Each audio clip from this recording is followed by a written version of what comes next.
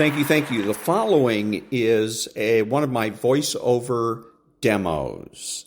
If you're a voiceover artist and you would like to advertise one of your demos on my podcast, please send an MP3 to thedrill12, all one word, at gmail.com. That's thedrill12 at gmail.com. Back in a minute. Americans love scenery. We want to see it all, from one coast to the next, Mount Rushmore down to the Everglades. So hop into a Chevy Malibu and take the scenic route. It's the car you knew America could build. There's a place where people count on friendships they can trace back generations, where they can count on the same stool at the coffee shop waiting for them every morning. This place is called Glen Ellen, and you can find it in every bottle of Glen Ellen wine. This is craft brewed Herman Joseph's, the smoothest, easiest drinking specialty beer in the entire solar system. And I believe you'll find drinkable in the dictionary right after don't order a beer you can't drink. Zoingo! Boingo! The freestyle pogo with more boing, more bounce. Bounce further, bounce higher with Zoingo Boingo. To see what makes Arrowhead Mountain Spring water different from those other waters, you have to go back to the source. And with Arrowhead, that means going back a little farther and longer than most. Between security challenged and security strengthened, there's one important word: how. And it is the how that makes all the difference to our nation and our world. Lockheed Martin. We never forget who we're working for. What makes Kraft singles so good? 2 out of every 3 kids don't get the recommended amount of calcium. But with Kraft singles, they get a good source of calcium and the taste they love. Kraft singles. Magic every single time. Throw boring overboard with a new real meal from Long John Silver's. A meal worthy of a plate, just $4.99. Only at Long John Silver's. We may not all be geniuses, but we can all do something smart. Introducing the Hyundai 199 Sonata Lease. It's a smart deal on a really smart car.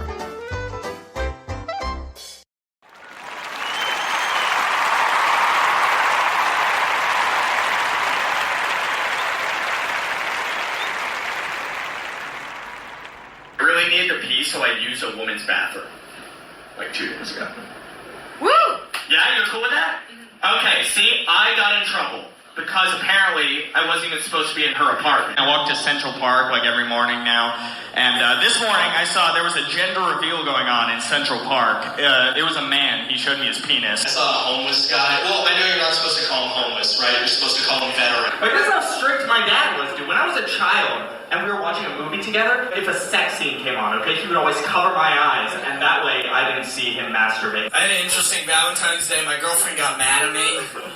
Yeah, because I follow some blonde girl with big tits down 3rd Avenue every day. I tried anal sex for the first time.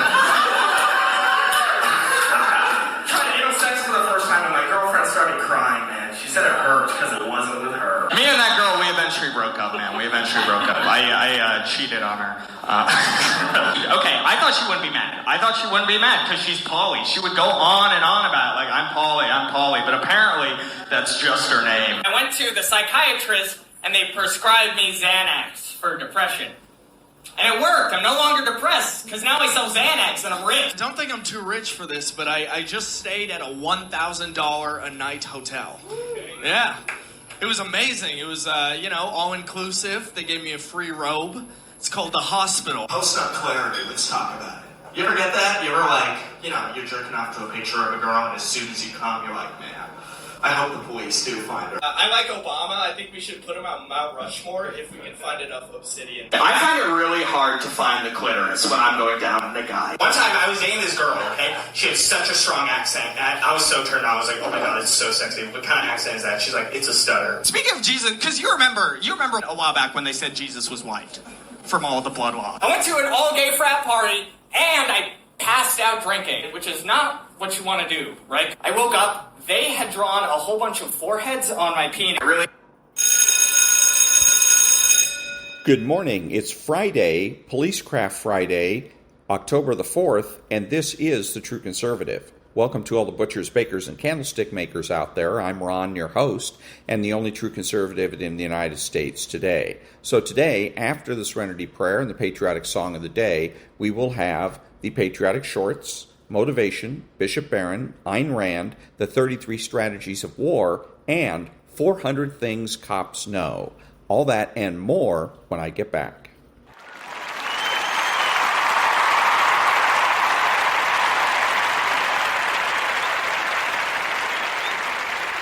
God, grant me the serenity to accept the things I should not change, the courage to change the things I should, and the wisdom to know the difference. Amen.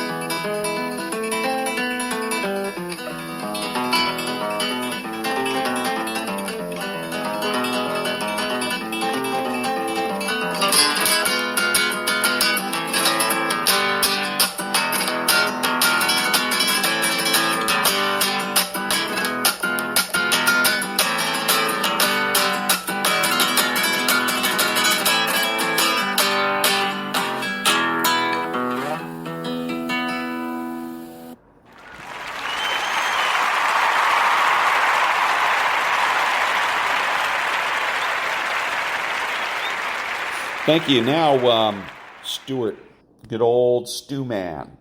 Don't miss part one of my interview with former First Lady Melania Trump on Sunday Morning Futures this Sunday, 10 a.m. Eastern live, and part two on Monday right here on Mornings with Maria. Join me for my special interview with the former First Lady, Mrs. Melania Trump, this weekend and again on Monday. Have a great weekend, everybody. I'll see you tonight on Maria Bartiromo's Wall Street. Barney and Company picks it up now. Ashley Webster in for Stu. Ashley, take it away. Hey, thank you very much. Good morning to you, Maria, and good morning, everyone. Yes, I'm Ashley Webster in for Stu today, and boy, do we have a big show ahead. All sorts of news. First, we begin with the jobs report. 254,000 jobs created in September, surprisingly high. Unemployment revised down to 4.1%. July and August also revised higher, with 72,000 more jobs created than previously reported. We'll get into all of that. The other big story, the port strike has ended. For now, the union has agreed to a tentative deal that includes a 62% wage hike over 6 years, both sides extending the existing contract through January 15th until they negotiate another new deal after the election. All right, to the markets now. What are we doing in the pre-market to give us an idea of what the jobs report may have signified? Well, look at this. The Dow up 273 points. The S&P up nearly 1%. NASDAQ also up 262 points. We'll see how that plays out when the opening bell rings. Let's take a look at the 10-year Treasury yield. The bond yields are rocketing. Look at this. The 10-year yield up nearly 10 basis points, up to 3.94%. Take a look at the 2-year, see if we're seeing the same kind of action there. Yes, indeed, we are. It's up 15 basis points at 3.86%. Meanwhile, let's take a look at Bitcoin. Bitcoin has been up and down as it normally is. Right now, it is up about $1,000 at $61,832. What about the price of oil, which we have seen creeping higher with all the conflict in the Middle East? We're up another 50 cents or thereabouts at $74 for a barrel of crude. And what about gold? Often seen as a safe haven when things are getting a little discombobulated. Well, money coming out, down $20, that is, at $2,658 per troy ounce. All right, on the show today, Israel's reportedly planning to carry out a significant retaliation attack within days in response to Iran firing more than 200 missiles in Israel earlier this week. By the way, Joe Biden says he hasn't spoken to Netanyahu because there's no action going on right now. Really. All right, we're also talking to a resident of flood-ravaged Asheville, North Carolina, who is slamming the response from the administration. He says the governor and President Biden claim to be doing great things, but that's far from the truth. And Donald Trump heading back to Butler, Pennsylvania this weekend, 12 weeks after a shooting that grazed the former president, killed a spectator, and severely wounded 2 others. Trump will also have a special guest in attendance. See if you can guess who it is. We'll get to that. It is Friday, October the 4th. Varney and Company about to begin. And so, nonprofit news now.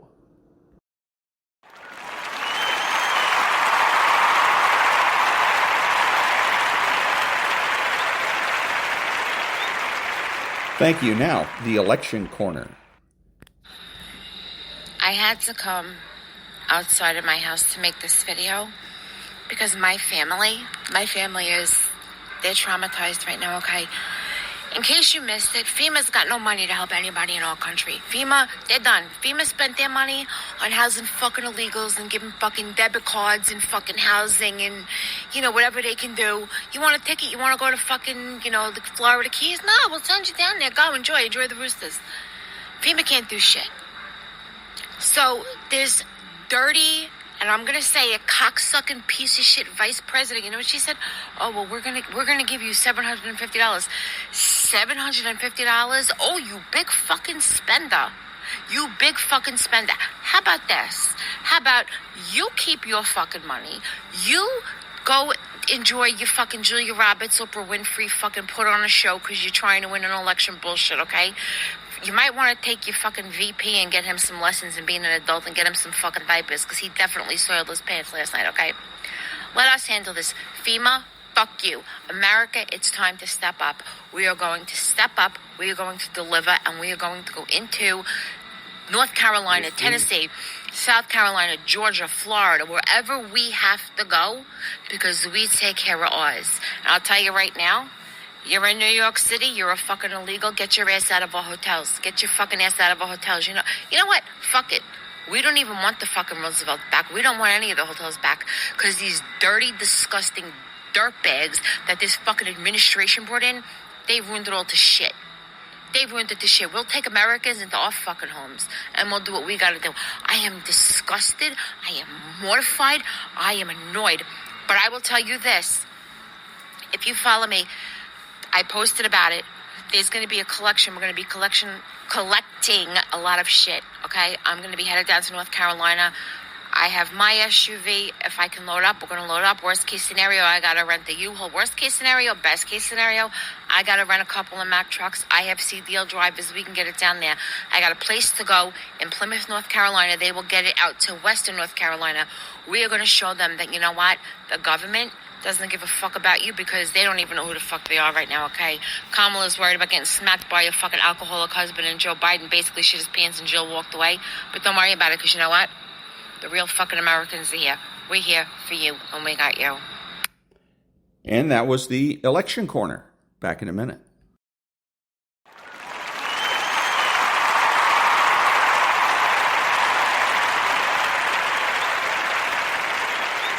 Thank you. And now, the Patriotic Short. The three countries that could start World War III. The first could start in the next 5 minutes. At number 3, Russia. With the current conflict between Ukraine and Russia, there's fear it could spiral into something bigger. The world is on standby. Western nations are closely monitoring the situation and ready to get involved if needed. The European Union has even warned that any nuclear aggression from Russia against Ukraine would trigger a strong response from the West. Number 2, North Korea. Armed with some of the most powerful nukes in the world, North Korea poses a huge threat due to their leader's unpredictable behavior. The country has nothing to lose, and the world's top nations fear the potential use of nuclear weapons at any second. And finally, at number 1 is Iran. Tensions are high right now between the United States and its allies. Iran's military strength has grown immensely, raising concerns globally. If tensions escalate, it could not only destabilize the region, but also world peace. The U.S. has given warnings to Iran, saying they won't hesitate to act if necessary. And that was the Patriotic Short. Back in a minute.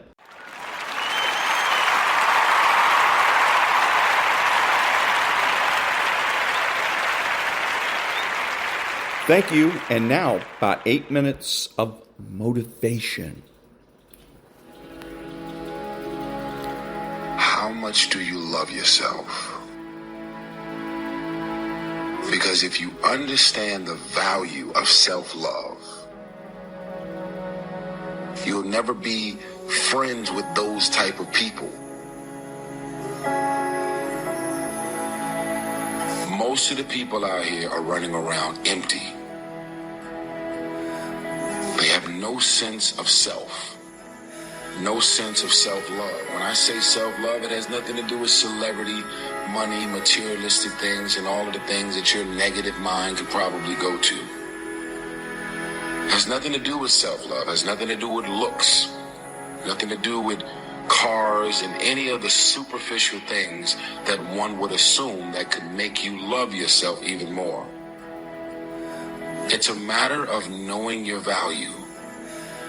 It's a matter of you saying, I don't have to be around these people in these type of environments and situations in order for me to finally see the value in myself. I love me independent of you loving me. I believe in me. I know my self-worth. I am here and I have a purpose. There is no value in having wisdom, knowledge, insight, spirituality, love. Every day, I am a work in progress.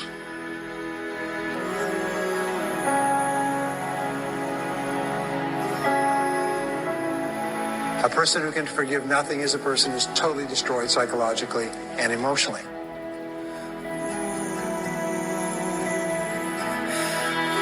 Forgive your parents. Forgive any relationship that you ever had that didn't work out. Forgive everyone else in your life that has ever hurt you in any way. Forgive yourself.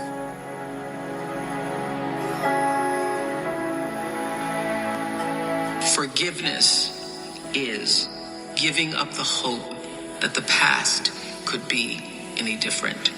I think for myself, and I know many of you, you think forgiving means accepting what has happened to you. Well, it is accepting that it has happened to you. Not accepting that it was okay for it to happen. It is accepting that it has happened, and now what do I do about it? Forgiving is giving up the hope, not holding on, hoping, wishing that it could have been any other way than it actually was. Giving up the hope that the past could be any different. And when I got that, I think it took me to the next level of being a better person, because I don't hold grudges for anything or any situation, and neither should you. It's letting go so that the past does not hold you prisoner, does not hold you hostage.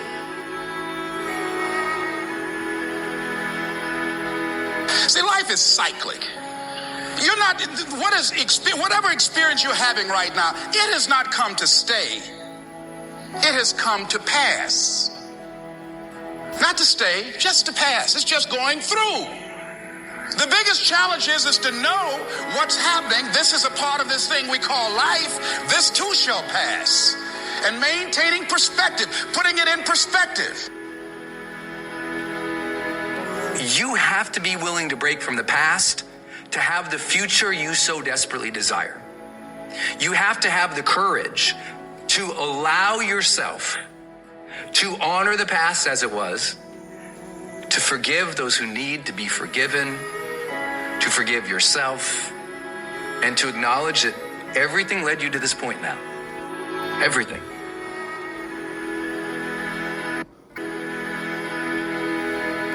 Let it go and begin to focus on developing myself. And I say to you, you're going to have people to do things to you. Things are going to happen to you. And the most important thing to do is to harness your will and let it go and move so you can grow, so you can get on with your life.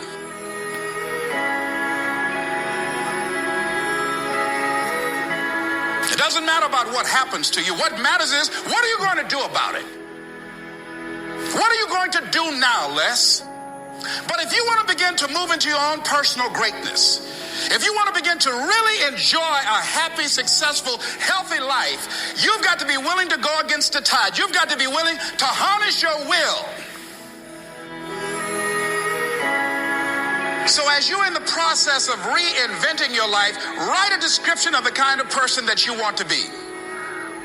What are the things that you must overcome? What qualities about your personality you know that you're going to have to change because those particular characteristics are liabilities to you? What are your assets? What are your strong points? Look at and evaluating yourself to make that determination. Other thing is that in order to get out of a rut, we need some coaching. Find some trusted critics. People that you know care about you and love you. There's some things that keeps us from growing and getting out of ruts. Number one, we identify with feedback. We take it personal when someone wants to give us some feedback on where we are falling short, tell us about our blind spots. We want to have everything being positive about us. We're not perfect.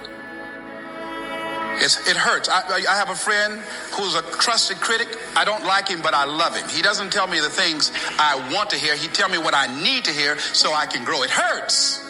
It hurts when he put me on the hot seat. I can't stand it. But that's the only way that I can grow. And I'm glad that he loves me enough to risk our friendship to tell me what I need to hear, not what I want to hear.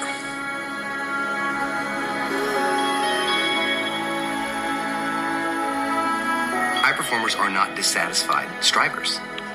They're not. They're happy. High performers are happier than their peers. We all believe that to get the top, it's going to be lonely at the top, and we all believe you have to grind and kill yourself to get there. Yeah. And that's completely wrong, and the data proves it worldwide, which is, I think, just overcoming a lot of people's biases about how we work today, because right now, especially today, grind on social media is so popular. Or hustle. And by the way, none of the top 15% of high performers worldwide identify with those words. They literally don't. We asked them, we did a whole keyword analysis. Yep. This was actually pretty cool. And high performers explicitly say, these are the three driving feelings. If we said there was a high performance state, it's driven from these three things. Number one, full engagement. Yes. Number two, joy. Yes. And number three, confidence. Yes. That's what they relate with, okay? That's where it's coming from. It's a joyous journey, not a dissatisfied one. And I had this conversation in the book because I'll kind of maybe frame it this way. Each of these chapters opens with a vignette of somebody I worked with. And that was a little bit of motivation. Back in a minute.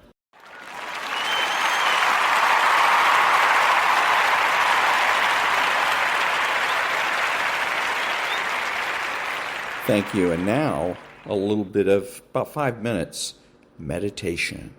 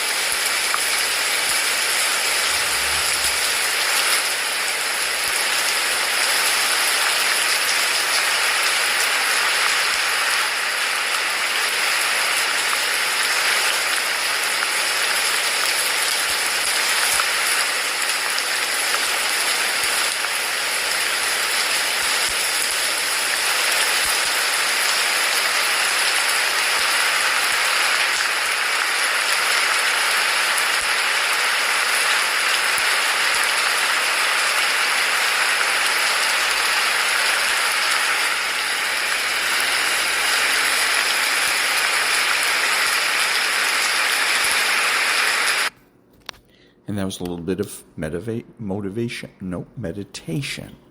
Back in a minute.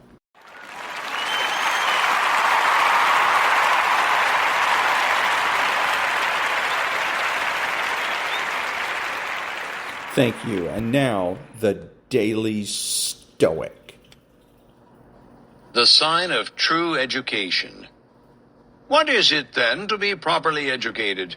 It is learning to apply our natural preconceptions to the right things according to nature, and beyond that, to separate the things that lie within our power from those that don't. Epictetus, Discourses, 1.22.9 through 10a. A degree on a wall means you're educated as much as shoes on your feet mean you're walking. It's a start, but hardly sufficient. Otherwise, how could so many educated people make unreasonable decisions, or miss so many obvious things? Partly, it's because they forget that they ought to focus only on that which lies within their power to control. A surviving fragment from the philosopher Heraclitus expresses that reality. Many who have learned from Hesiod the countless names of gods and monsters never understood that night and day are one. Just as you can walk plenty well without shoes, you don't need to step into a classroom to understand the basic, fundamental reality of nature and of our proper role in it. Begin with awareness and reflection, not just once, but every single second of every single day. And that was the Daily Stoic by Ryan Holiday.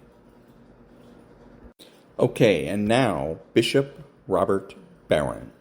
Mission is a word that's been revived in a lot of recent theology. I'm happy it has. It's from the Latin word mittere, right, which means to send. Jesus calls himself the one who's been sent. He refers to the Father as the one that sent me. In the Bible, everybody, in the Bible, no one has ever given an experience of God without being at the same time sent. There's no exception to it. No one ever sees God or hears from God without being at the same time sent. Whether we're talking about Abraham, we're talking about Jacob, about Moses, about Joshua, about David, about Samuel, about Saul, Peter, James, and John, there's no exception. Everyone that is addressed by God is sent on mission. And that was Bishop Robert Barron. And now, Ayn Rand Quote of the Day. Quote, "Intellectual honesty consists in taking ideas seriously.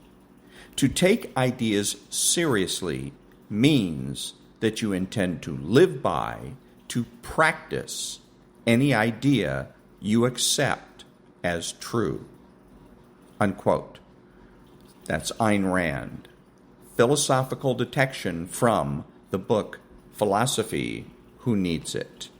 Back in a minute.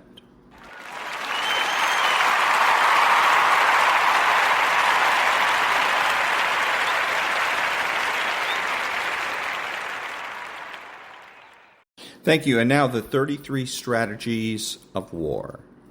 Narodnaya Volia aimed principally at the government, but was willing to kill civilians in the process. The fall of the Tsarist government was worth a few lives lost, and in the end the bombs were less deadly than their alternative, which was civil war. At the very least, Narodnaya Volia would show the Russian people that the government was not the untouchable, monolithic power that it had made itself seem. It was vulnerable. The group's members understood that the regime was quite likely to be able to liquidate them in time, but they were willing to die for their cause. And that was the 33 strategies of war. Back in a minute.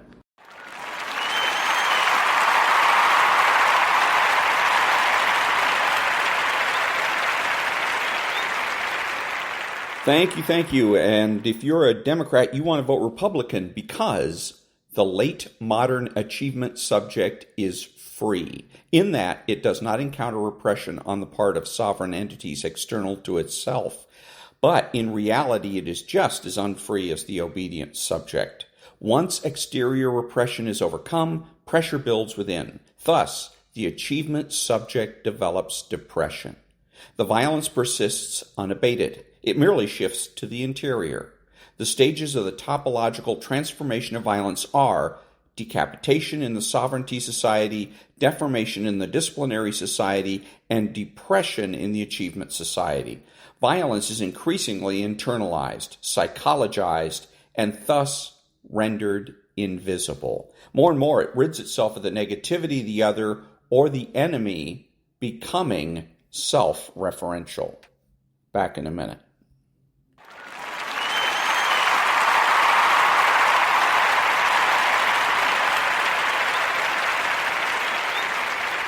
Thank you. So I'm listening to the John Cobelt show, and they have a substitute talk show host or whatever. So anyways, he's talking about what's going on in North Carolina, and then he's whining and complaining about all the politicians doing this, that, and the other thing, and turning it into some kind of a circus sideshow. And I was immediately outraged about that statement because the driver on this is the news media. He is the problem. This guy, John Cobelt, KFI, all the radio and television talk shows and news agencies, they're all the drivers on this. Because while the politicians may be out trying to get votes, pimping about trying to get votes, these folks are pimping about trying to get rich, trying to make profits. And so that's why I keep saying nonprofit news now, because these people are absolutely bloodthirsty. They make their profits off of the misery of others and then sit in judgment of everyone else. What is it that Jesus said? If you're going to complain about the speck in somebody else's eye, make sure that you deal with the log in your own eye. Look in the mirror. They need to look in the mirror and fix the problem. And the way to fix it is nonprofit news. I remember when the day Kobe Bryant was killed in that helicopter accident, I remember it like it was yesterday. I was sitting in the parking lot of the In-N-Out Burger, and the news came on, and within half an hour, the whole station was filled up with all of their regular talk show hosts. This happened on a Sunday. But the daytime talk show hosts came rushing in so that KFI could capitalize on the death, literally capitalize on the death of Kobe Bryant. They didn't even bother, by the way. They kept talking about Kobe and his daughter as though nobody else was on the flight. I think there was at least 8 other people on that flight. But because they weren't Kobe Bryant or his daughter or related to Kobe Bryant, they didn't matter. They didn't count because Kobe is money. And that's what this was all about. They rushed into this studio so that they could make money. There was a quote from a World War II novel I read about blue bottle flies settling on every juicy morsel of corpses that had been disemboweled. And that's exactly what these folks are. They're blue bottle flies that come in and settle on every juicy morsel. Back in a minute.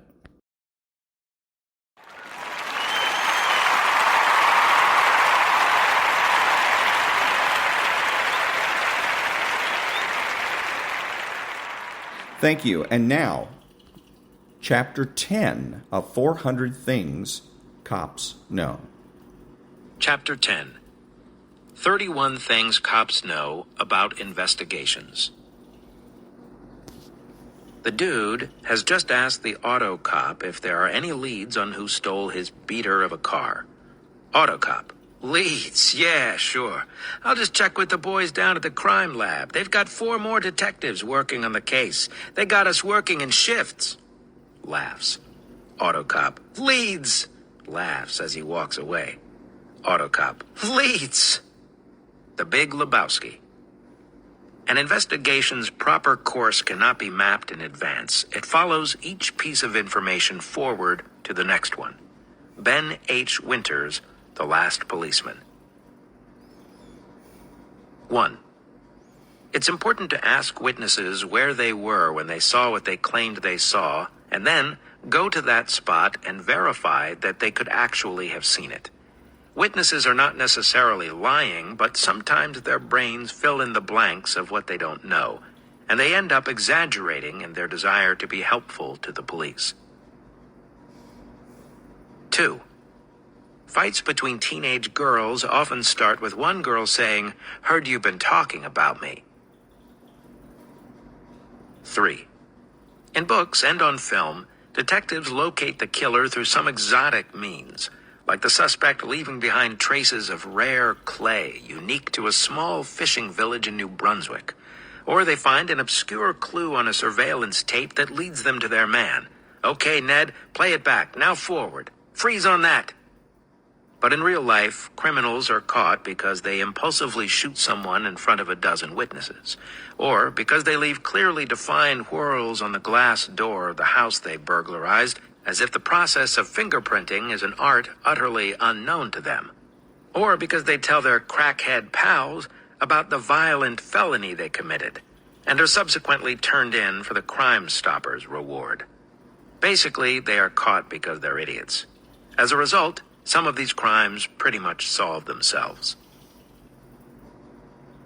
4. The elderly are prime targets for swindles and door-to-door cons, not just because they may be more trusting than most, but because they often have a fair amount of cash in the house, only half hidden in drawers or under mattresses.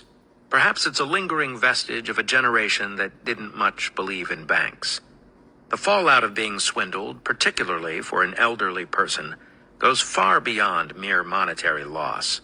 It rattles them, makes them feel foolish and ashamed, strikes a blow to their sense of independence and security in their own home. That's why when you catch one of these bunco artists, especially if you are able to recover the victim's money, you'll want to dance a jig. 5. Elder abuse cases are a tricky business.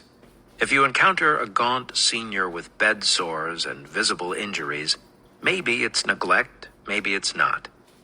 What at first glance appear to be bed sores could in fact be pressure ulcers, which certain cancers or metabolic disorders can produce.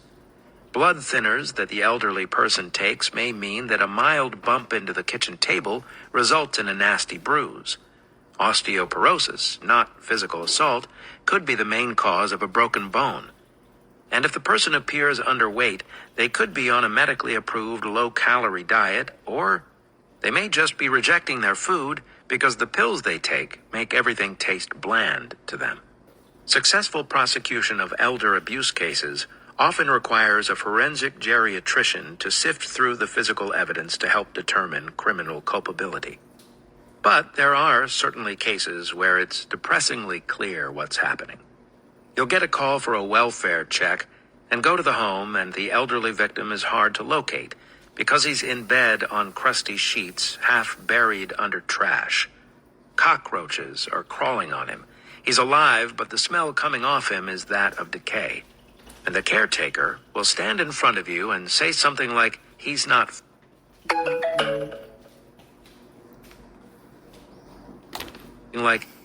feeling well, as if this is somehow a satisfactory explanation for the horrific sight in front of you.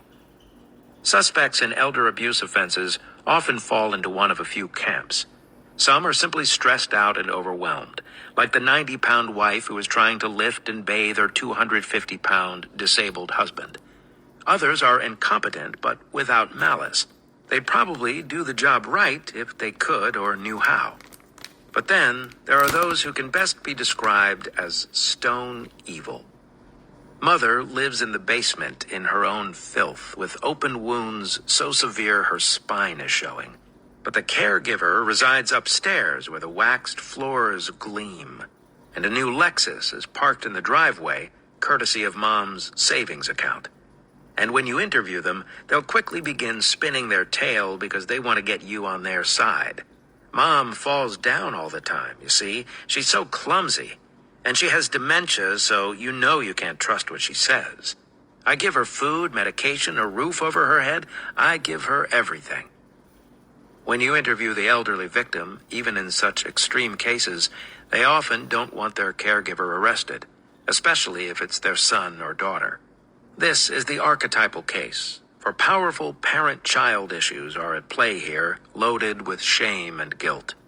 He's beating me, the parent might think, because I failed in raising him. 6. Bank robbers, especially amateurs, often have misspellings in their demand notes, even fairly basic words like robbery. 7. Commercial robberies almost always net more than street robberies, but suspects may not want to deal with the store surveillance cameras or the clerk with the handgun under the counter. So, they rob random strangers in alleys. The results are mixed. When you talk to the victim and ask what was stolen, you realize the suspects just committed a high-end felony where the take was $1.50 and a dime store watch with a broken strap. 8. If you are investigating a graffiti complaint and locate a suspect, it's smart to check their hands for paint or marker and take a look at their clothing, which is often scrawled with their personalized tag. If the fresh graffiti on the city bus says Merlin 105 in purple ink, and the kid has both purple ink on his hands and Merlin 105 written on his tennis shoes, you have just stumbled upon what is known in the business as a clue. 9. Anyone who applauds taggers as creative artists writing the newspaper of the street has never had to clean graffiti off their own property. 10. In fires, muscles contract so forcefully that bodies are often found in the pugilist position, with arms bent at the elbows and hands clenched into fists. 11. In the movies, an arsonist will lay down a line of gasoline, drop a match, and watch the line neatly catch fire, moving in a direction away from him. In real life, if a guy tries that, he'll immediately set himself ablaze once he drops that match, because he's surrounded by gas vapors. 12. Gray, puffy smoke usually stems from a natural fire. Black smoke often derives from an accelerant, which typically means arson. 13. Some arsonists try to fool you by putting a flammable object near a wall socket so the fire will look electrical. 14. The best place to find fingerprints in a stolen car is the rear view mirror, the first thing suspects adjust when they enter an unfamiliar auto. 15. Citizens have inflated expectations of the fingerprinting process. People watch crime shows on TV, so they think the police can get readable prints off just about anything. Human skin, stucco walls, quesadillas. I had a crime victim once ask me to dust a rock someone had thrown through his window. A detective told me that while he was investigating a residential burglary, the homeowners insisted their dog be printed in case the burglars had touched it during the commission of the offense. Needless to say, cooler heads prevailed, and the canine remained unprocessed for evidence. Only a few surfaces are conducive to the retrieval of fingerprints. Non-coated glass gives you the best shot, but many painted items are also good.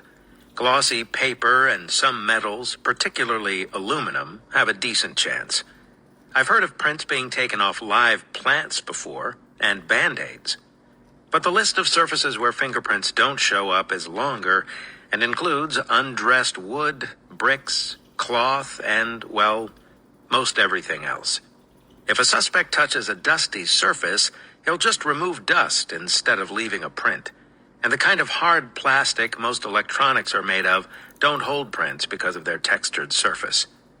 People leave more prints when it's humid out and their fingers are oily than when it's cold and their hands are dry. Manual laborers or workers who deal with chemicals for a living often have hands so gnarled and scuffed from their jobs that they couldn't leave prints at a crime scene if they tried. And then there are, of course, burglars who merely wear gloves, which you can buy for $2.50 at any retail outlet and foil the ID tech. But once in a while, you call for a scene to be processed, even if you don't think there's much chance of finding prints. The tech will show up and throw some dust around and then leave. It's a bit of a charade, but it seems to make people happy.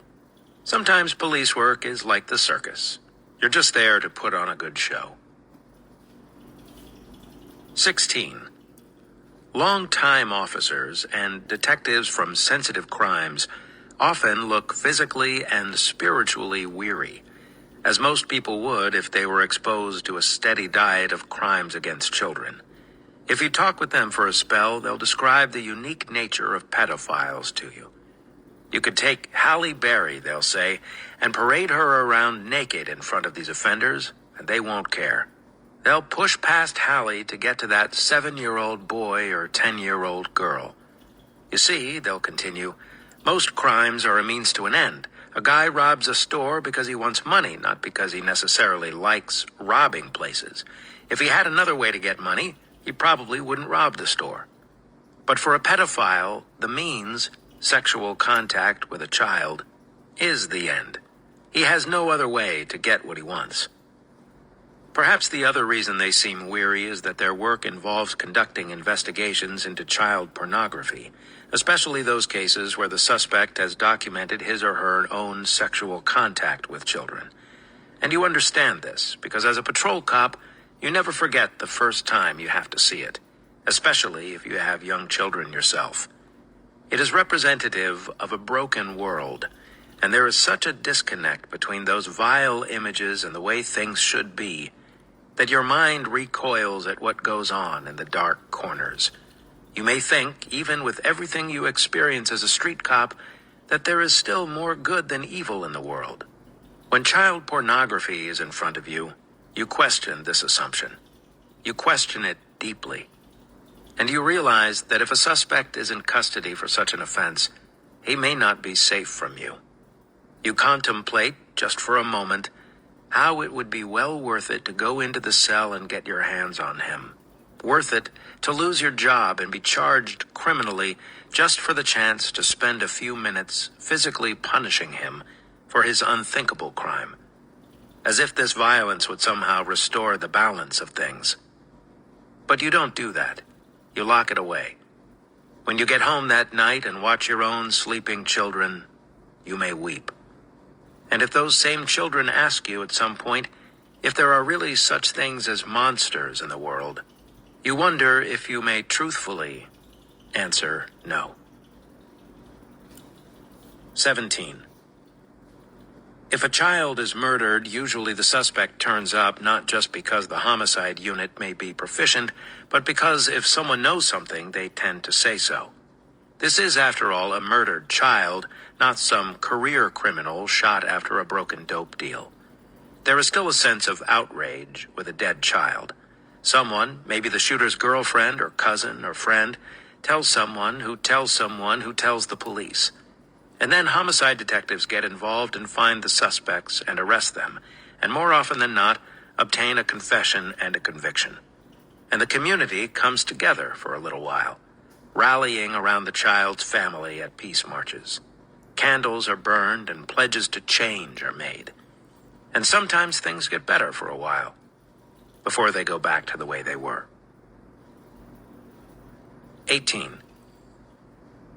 Criminals do things that defy understanding.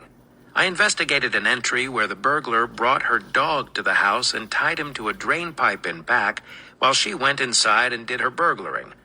The homeowners got suspicious when they returned and saw the unfamiliar pooch lashed to their residence, and then encountered the burglar in their bedroom, helping herself to their jewelry and electronics.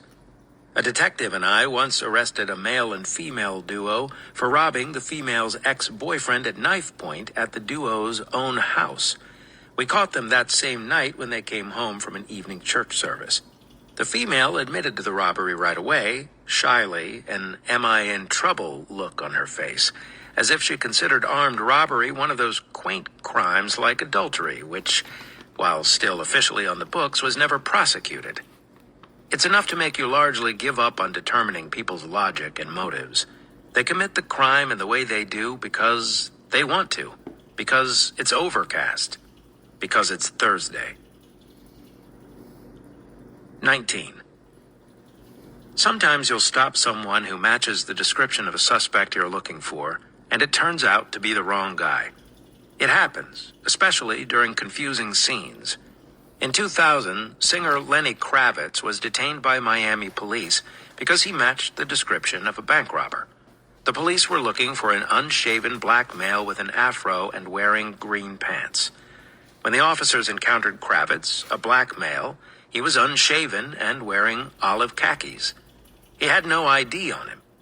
He was handcuffed and held briefly until the bank teller could confirm he wasn't the suspect. Lenny was reportedly cooperative at the scene and shook officers' hands. He himself later admitted that he did fit the description of the robbery suspect. But he wrote a song about the incident called Bank Robber Man. We don't need no reason, you're going in the can. You look like the bank robber man. Do you think I did it just because I'm tan? What Lenny may not know, besides the fact that in the rich pageant that is the English language, better rhymes are available than can and tan, is that the police do not possess the ability to peer into men's souls and determine whether they are the guilty party. You often have to rely on physical descriptions. Perhaps Lenny didn't understand that his temporary detention showed all the signs of being solid police work. Or maybe he did understand this, but was drumming up controversy to sell more records. I know Bank Robber Man is just a song, not a dissertation, and Kravitz has artistic license to take his police encounter and run with it. But he did law enforcement a disservice by writing lyrics that implied the cops both violated his rights and racially profiled him. And regarding that latter point, if the suspect description provided by witnesses is that of a black male, is it not logical for the responding officers to focus their search on black men? If you encounter Wink Martindale from Tic-Tac-Doe during your suspect canvass, do you really need to detain him as well just to be egalitarian? 20.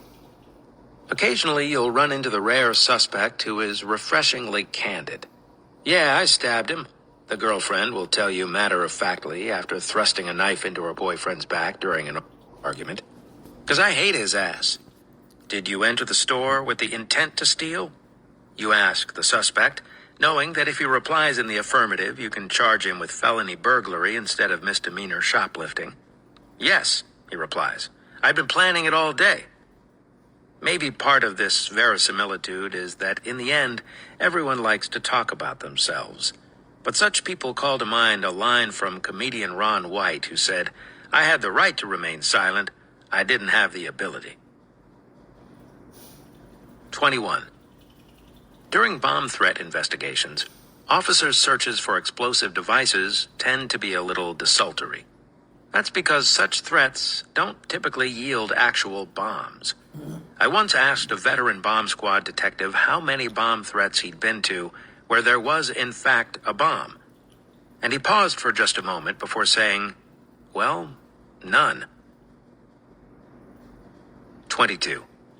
Burglars don't stick around long once they've burgled. Out of every 100 burglaries, you may catch one suspect on scene.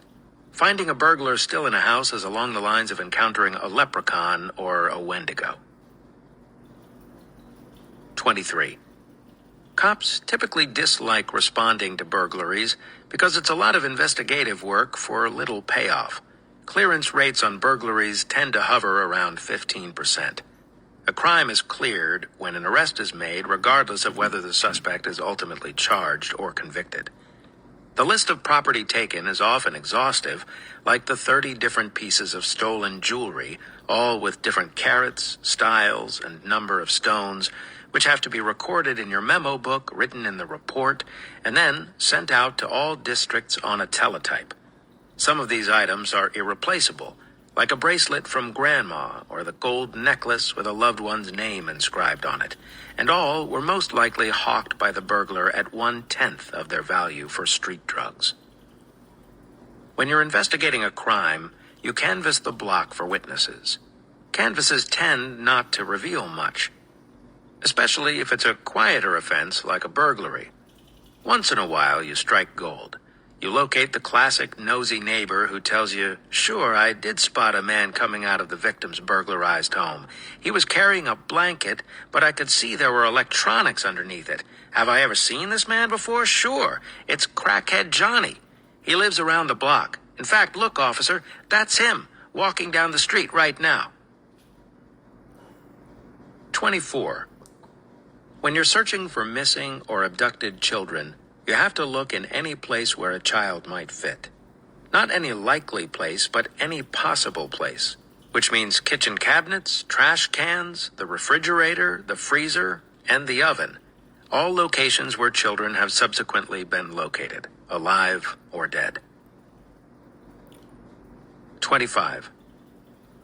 In physical assault investigations, reliable indicators are often around that help tell the story of what happened. These include overturned furniture, defensive wounds on the victim, and torn clothing. One unreliable indicator, however, is the color of any blunt force trauma. Whether bruising is yellow, purple, or green, multiple studies have shown that these shades don't tell you much, if anything, about either the extent of the injury or the time frame in which it occurred. 26. When you have victims look through a computerized mug book of suspects, it's rare that someone makes an ID. You need a "that's the guy" moment from the victim to move forward on the case. But what you often get instead are the victims, God bless them, squinting at the screen and saying of multiple photos, "I don't know, that kind of looks like him." 27. Shoplifters tend to evince something called the turtle effect, where they put their heads down slightly and hunch their shoulders forward when making off with their stolen wares, perhaps more as a result of unconsciously playing out the role of the slinking thief, rather than of being burdened by any feeling of guilt. 28. When you're investigating a case, you'll sometimes come across information that sounds far too improbable to be true. Maybe it is, but don't automatically discount it. As an illustration of this, an academy instructor once told my class, "We have 2 cops on the Milwaukee Police Department. Both are named Branko Stoisavuljevich. They are not related." 29. Vehicles with their high beams on may be stolen, because car thieves often damage the headlight controls while using a screwdriver to punch the steering column, causing the high beams to stay lit. 30. In an armed robbery investigation, you hope the suspects have distinguishing physical characteristics that will help you identify them. Things like bad acne, a lazy eye, neck tattoos, or buck teeth. Maybe they walk funny or talk with a distinctive accent. If there was more than one suspect, did they call each other by name or nickname? What exactly did they say? The difference between "hand over your money" and "break yourself, bitch" is an important one, because armed robbers often say the same thing during their crimes, and the specific language the suspects use can help link them to multiple offenses. The problem, of course, is that it's often difficult for victims to recall suspect descriptions or remember what was said to them if they were just looking down a barrel of a gun. All of their attention is focused on that gun, and whether it was a little .22 or a big .45, to them it may look like the size of a weapon you'd mount on the deck of a battleship. Another way to link suspects to their crimes is through their jail calls. If you are following up on a felony arrest, you may listen in on them in hopes that you'll hear something incriminating about a case. Despite the large written warnings at county lockups advising prisoners that their calls may be recorded, criminals still slip up and say things that can be used in court to submarine them. But it's an exercise in pure tedium to wade through the banalities of your suspect's daily existence as conveyed via the phone. Not that your own calls would necessarily be all that more interesting. People talking about what they had for breakfast, the weather, asking their girlfriend to put some money on their jail account so they can buy some chips. And that was just the first 2 minutes. You still have 9 more hours to listen to. 31. Most critical incidents you're involved in take anywhere from a few seconds to a few minutes to resolve themselves. The paperwork that follows takes hours.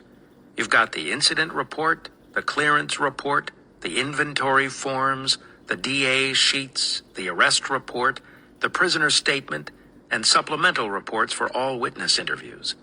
And then the reports are signed by the lieutenant, copied, stapled, and routed. But not all reports are copied in the same quantities or colors. The liaison office receives an extra clearance report. The incident report requires a pink copy that stays at the district. And the clearance report, which was originally green, needs white copies that are sent to the DA with the green original routed to Central Records. The arrest report needs 6 copies, 1 for the booker, 1 for the captain, 3 for the county jail, and 2 for the DA. Some copies are one-sided, some are 2. Some are collated, some are stamped. You stare at the photocopier dully and try to remember these clerical vagaries while at the same time thinking about how Beretta never had to do any of this crap. And that was Chapter 10 of 400 Things Cops Know, Street Smart Lessons from a Veteran Patrolman by Adam Plantinga. Back in a minute.